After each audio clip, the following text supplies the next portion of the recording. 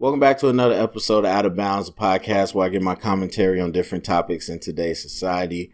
I'm your host, Terry, and today we only got one thing to really talk about. One thing's going on in the news, and honestly, I wasn't going to talk about this at first. Initially, I was just like, this isn't something I'm going to speak on, but eventually I realized it'd be disingenuous for me not to speak on it. It's everywhere right now.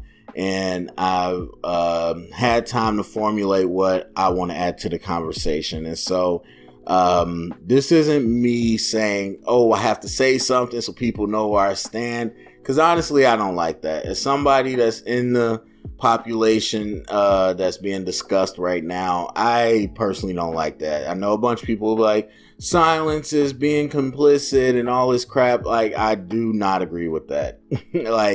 I don't care that people hashtag whatever. I don't care that people share posts.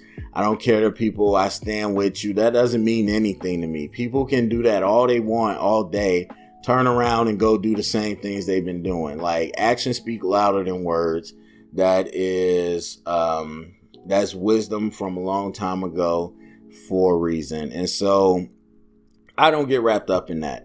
If I didn't have nothing to say, or if I felt, I'm not going to say I wouldn't, but to me, this is something very in the forefront, and that's what I'm trying to cover. So why would I not? So anyway, with that being said, I won't go too deep into specific things, but I will try to add to this conversation some of my thoughts. First off, let me start by saying, because people have this really confused, that if you are angry, that's okay. I don't get into definitives too much because a lot of things are gray, but I will definitively say this. There's not one person anywhere that can stand there on any solid ground and say that it's not okay for you to be upset about this. You are perfectly fine to be upset about this in this moment. Like, your anger is there, it's legit. And so a lot of people have this really misguided notion that if I say I want to get to the goal this way, or I think I look at it this way, they think that means you saying their anger is not legitimate, or that you're telling them to calm down, or telling them that they shouldn't be angry. That's not the truth. We can both agree on the problem and disagree about how to get there. But people act like if I say I think about this way and you think about this way, that means you're saying that my anger isn't justified. We're not saying that. No one's saying that, especially not me. So understand that those two things don't have to be together. We can disagree about particulars and still agree that there's a larger problem at hand. And so I'm not at all going to try to tell anybody that they're not justified in being angry right now. The question is, what do you do with that anger? Now that first of all, it's not news. It's not new.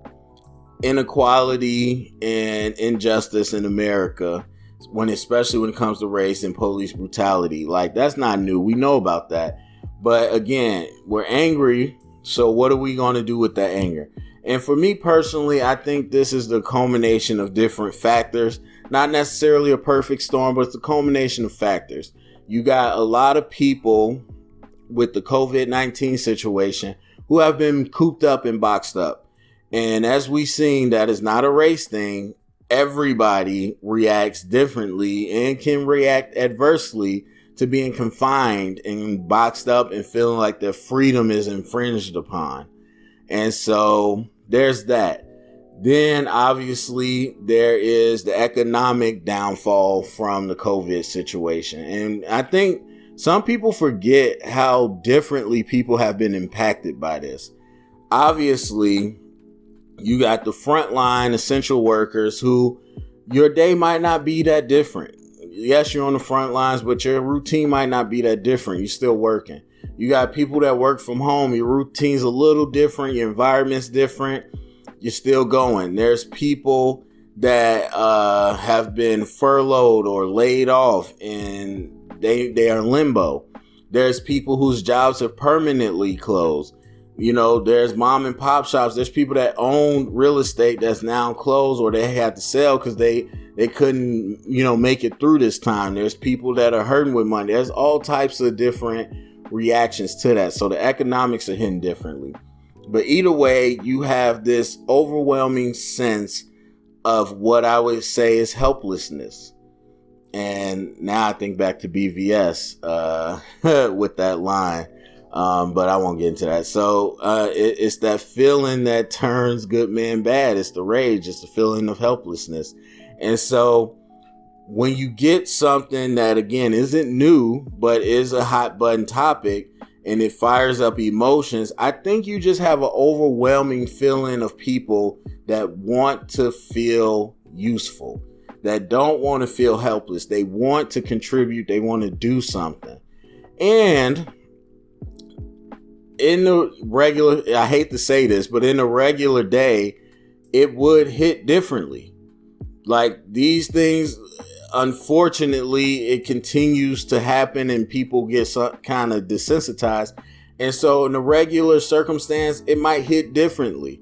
But in the circumstance of poor leadership, and whether you agree with the leadership or not, but the powers that be have lacked consistency, and lack of consistency across the U.S. There's poor leadership. Everybody's doing something different.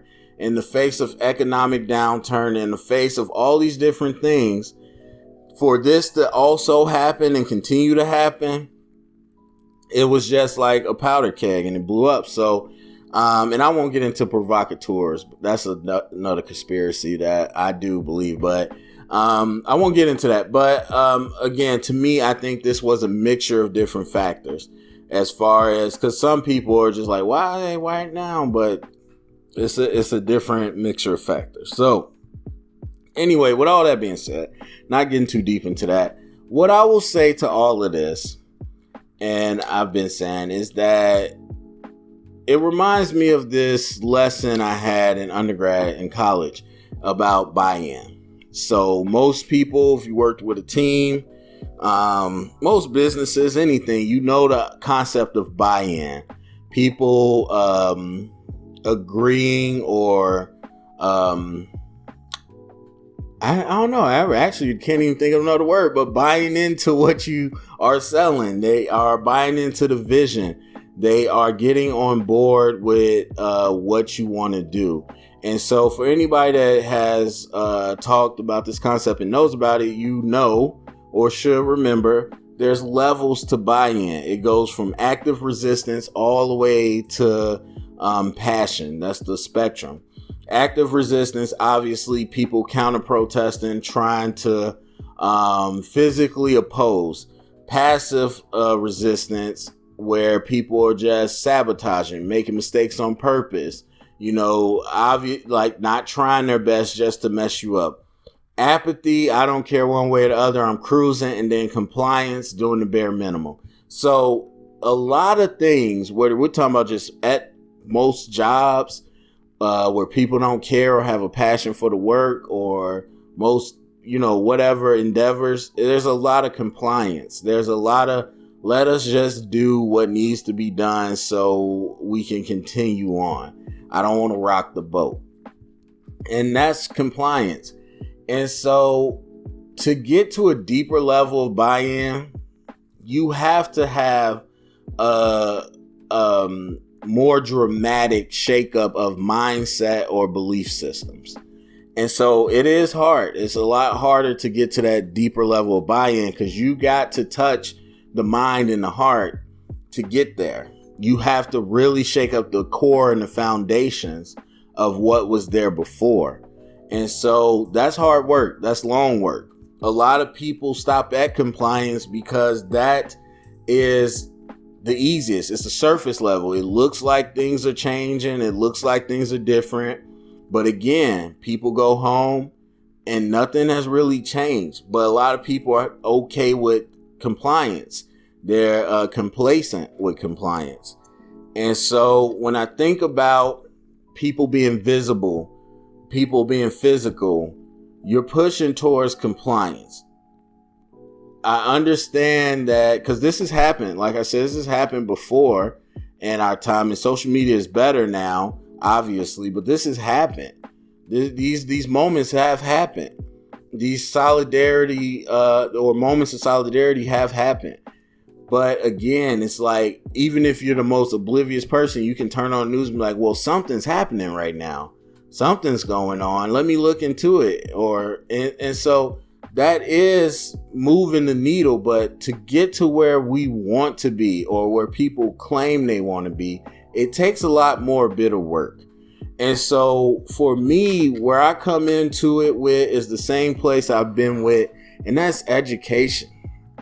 That's education, and that's gaining the network to make real change. Because in this country, legitimacy and resources talk. Those are the two things. Obviously, a lot of people that are the powers that be have racial bias and prejudice. But at the end of the day, it's the resources and it's the legitimacy that talks. And so while you can be visible and we can move a needle with certain forms of demonstration, I think the thing that's going to eventually move this is having those two things. And those two things come through the education. Because I can say this, and respect to everybody has been on these lines, I know what it looks like, for those young students coming up, and for the people of marginalized ethnicities and marginalized identities. I know what it looks like for them, by and large. And I know what the mindset is, what the thoughts are, and I know what the trajectory is. And so for those that have opinions and they do things, that's cool. But if you haven't had to be responsible for the career and the college path of, these youth, especially in these areas, then respectfully I have to say you don't understand what it looks like. So I'll give you this example. I'll give you this example. I was just having this conversation, actually, and I was talking about coaching football, some different teams I coached, but this point came up where I talked about how I coached for a school where everybody was well off, and like every student had a car, all this stuff, all their parents were well off. And I also coached at a school, Catholic school in Chicago. And I told him, I was like, honestly, coaching at the Catholic school was way better, because yes, the kids at the well-off school, their parents were some type of execs at business or for a corporation. They owned businesses. They did whatever. They had good money. And so, yeah, they got money. It's cool. The kids got nice things. All right. The school got nice things. That's cool. But when I worked for the Catholic school, what I realized is the power of connections, like this blue collar. Like, a lot of the kids' parents were firefighters, police officers, couple lawyers, a lot of union reps, or union leaders. You got some people, again, that were in the law system, but all over. They were people that were throughout the city. In Chicago, obviously, a very big, powerful town. And so it was nice that, hey, one of your players has hella money. Okay, cool. But when I come from work and I go to practice, no matter what it was, whether it was being stopped by the stupid traffic lights, or not traffic light, but the red light cameras or the traffic speed cameras in Chicago, I hated those. Or whether it was being pulled over some BS, or whether it was even a student dealing with something with the cops. The ability for me to go to practice, and we had 2 cops on the staff, to be able to ask them, hey, what's the actual ability of this cop right here? Or what's the actual law? Like, can he do this? Can they do that? Or how do I fight this? And for them to be like, hey, here's how this works. Here's how you get out of this. This actually isn't okay. This is how you beat that. Or to say, hey, let me get that ticket. Let me go look into it for you. Let me go talk to some people. The value of that is unmatched. And so I get it. On the surface, we want to talk about money and money and money and money, and that's a big part of it. But to have these resources and connections is a different type of power. Not to say that I was powerful, but you got to understand the people that were at the top of these societies, they have super connections. They have super resources and legitimacy. And so to me, that's the first thing that comes to my mind. I mean, if you're a fan of any mob movie and, any of those gangster movies, that's how they moved a lot of things. They had to have legitimacy. They had to, they use a lot of the unions, a lot of the cops, all those things. They have people in those places because the value comes through that information and that legitimacy. The ability to operate within the system, the ability to know the loopholes is more valuable than just giving somebody a bunch of cash. And so I juxtapose that against the students that I worked with that were not in Catholic, they're in public school, different areas of town. And it's not even close. I had players that understand the ins and outs of systems, that understand why they might want to be a politician, why they might want to be a mayor or a comptroller or whatever. They know who to hook up with. They know how to find, Teamsters and all these real estate owners. They know the value of it. But then I go and work with students that aren't from those areas and aren't in those schools. And guess what? And people, they don't realize this. They really don't realize this. But all the people that have worked with me, they know. Like, you talk to students, and then I'm talking about seniors, graduated seniors. And I sit there and I say, okay, well, what's your plan after the summer? What's it looking like? You don't understand the amount of people that told me, oh, well, I think I'm going to just work on my YouTube channel and try to become YouTube famous. Not even I'm trying to make these numbers or, I'm trying to get to the point where I could fund this through the. No, I just want to become YouTube famous. Like, that is a job. I want to be YouTube famous. You don't understand how many people have told me that. You don't understand how many sophomores have told me, what's your career plan? I'm going to be an NBA player. I'm going to be an NFL player. People that don't even play sports. I'm going to be an NBA player. I'm going to be an NFL player. Dead eye. Because they don't even see the options. They don't know what they want to be. They don't even know what they could be.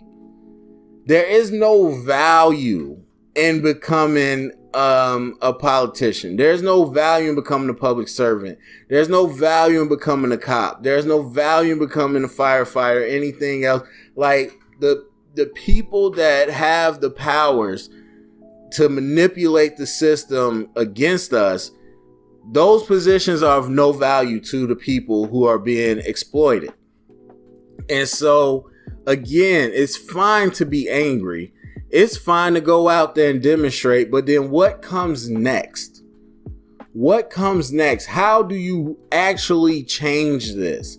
Because guess what? You're not going to loot anybody into understanding. You're not going to damage anything in the understanding. You're not going to riot. You're not going to protest. You're not going to shake hands. You're not going to do any of that into people understanding. You have to be the change that you seek, as they say. And so I think about, again, this is an example of one city, but a very big, prominent city that I'm sure the same issues happen in a lot of other places that are similar. But I just see it. There is no connection to the power that you could have. And so a lot of people right now, especially, like, what are you doing? What are you doing? Are you hashtagging? Are you videotaping? Are you calling people? Are you screenshotting and trying to get people fired? Like, fine. Again, your anger is legit. You want to go about the way you go about it. I'm not here to tell you that. I'm here to tell you that if anybody ever asked me or ever got in my face, not that anybody ever has, then I simply could let you know that I've been fighting the same fight, and I'm doing the same fight I've been doing every day. My fight doesn't come spur of the moment. My fight doesn't come with new video evidence. My fight doesn't come when I see other people moving. My fight is consistent. My fight is every day, because I have been on those front lines. I've had to be the one to push narratives, agendas, and resources towards the people that are coming up next. I do continue to get educated so that I can educate. I do continue to be a different representation for students. I continue to try to work towards that degree and to get to places where I can affect change. I felt that, even if it's something that's in your face as police brutality, or something that's less settled like educational equality, my thoughts process is always the same. I got to get to a place of legitimacy to where then I can affect change. Because we can yell and we can pray and we can hope that the officials that represent us and that the people that are in charge are going to do right. But that has been proven over and over again is not going to happen. And yes, there's historical barriers and all that. I know that. But we know the power of numbers. And as much as people can get together and do all that, like, again, that's the easy part. It's easy to take out your anger visibly and physically. The hard part is going the long route, educating yourself. The hard part is going the long route, educating others. The hard part is talking to these students who are disenfranchised, who are oblivious or apathetic to what's going on and what the true answers are, and still pushing and fighting every day to get them to that point. I respect all my teachers. I've never been a teacher. I've been in classrooms. I have to teach lessons, but I've never been a teacher. And I respect them because I always looked at it and was like, bro, that is even harder. Because that's just teaching them the fundamental tools, not even the real big society ideas. And so I always had respect for them. And there's a shortage of teachers. There's always been a shortage of teachers of color. There's bad experiences with the education system for people of color. I get that. But still, there's so many people complaining about no representation with teachers. There's so many people complaining about these teachers aren't teaching correctly, or they don't know how to relate to the students. And they're so mad about it. But how many people are becoming teachers? How many people are pushing other people to become teachers? How many people are laughing at other people when they say they're going into education? You are part of the problem as well. And so we can sit here in a society where people are glorifying and they're happy to say, oh, I sold drugs. Oh, go rob somebody. Oh, I robbed this dude. Or get all these men for what they want. Or get fake implants. Make him pay for it. You know, I want a sugar daddy. Like, we can make all that. That's cool. Or we got celebrities. Look at how much money I got. I'm doing this. I'm doing that. We can promote that all day. That's fine. We're not going to push back against that. But then nobody's going to come up and say it's okay to run for office. It's okay to be an alderman. It's okay to be a city planner. It's okay to be a cop. It's okay to be in the service area. It's okay. You know, it's cool to do these things. It's cool to have that same type of passion. But no, that's not what's being promoted. And then again, so many people continue to talk about the disparity in just pure money, and that's there. And so we look at the few people who have the money, the athletes, the entertainers, and we're like, oh man, I gotta do that. But nobody wants to go through the other way. Nobody wants to build up the connections. Nobody wants to build up the cachet. Nobody wants to build up those things. There's plenty of places. There's plenty of HBCUs that need supporting. If you, oh man, the education was created by the system. Well, then there's education by us for us. There's no excuse. There's places you can go. There's people you can connect with. There's different people trying, but it's so small. And so again, like they say, like we show up in numbers to be visible and physical, show up in numbers to vote, show up in numbers to start running for something, show up in those numbers to continue to advocate to the next generation the importance and the value of it.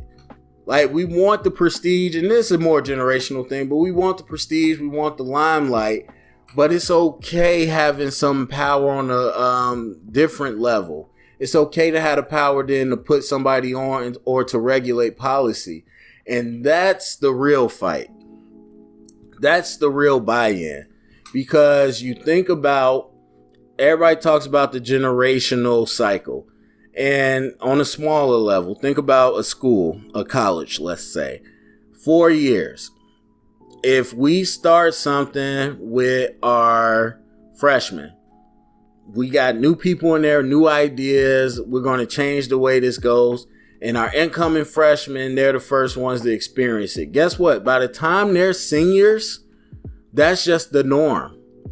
That's all they've known. That's all the people behind them have known. It takes that cycle. And so if and obviously generations are a lot longer than that, but that's a small example. If we start to work towards putting ourselves in these positions of power and we start to make these changes, eventually there'll be a cycle of people. Obviously, there's still going to be people that are hateful and all that, but there's going to be a new generation of young people, of older people who that's all they've known. And so we got to push towards the long game, but the long game is hard. The long game is not glorious. The long game does not give immediate satisfaction. And again, how you choose to express your anger and demonstration, that's on you. I'm not here to tell you that, but I will point to the lack of support around these issues that will create systemic long-term change. It ain't just to pick yourself up by your bootstraps type thing. It's not that at all. It's very different. It's changing the mindset of what we value. And so we can sit here and say we don't value seats in politics. We don't value this, we don't value that, but they affect our world. We all can't be entertainers. We all can't, be in the same area. We have to continue to say that we can be in all these places and we should be in all these places. And that's everybody. It should never be just one person or one type of people, because they're going to look out for those people. And so that's my whole thing with this. And my whole message is that you are angry, and you should be if you feel that way. And you do have the freedom to go out there and to show and put your anger and energy into whatever you choose.